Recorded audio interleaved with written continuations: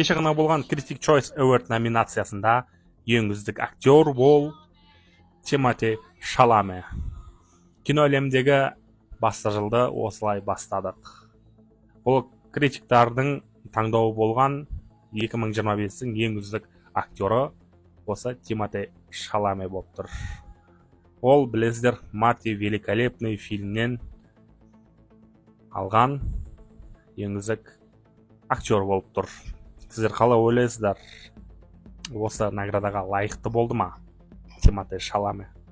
Ал Тимоти Шаламеден бөлек екінші пландағы үздік актер номинациясын мен күткендей-ақ Джейкоб Элорди алған болатын. Сонымен осы екі жас жұлдыз кино әлемін уже бағындырып жатыр.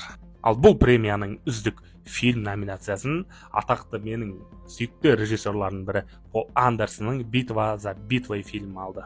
Өкінішке орай бұл фильмді мен әлі көрген жоқпын, бірақ та мен Пол Андерсонды өте керемет танимын, фильмдарының фанатымын негізі, және де қазір таңдағы ең үздік топ 3 режиссерлардың қатарына осы Пол Андерсон кіреді деп ойлаймын. Сіздер қалай ойлайсыздар, бұл фильм лайықты түрде осы премияны жеңіп алды ма, және де алдағы болатын Золотой глобус, Оскарда ең үздік фильм атана ала ма?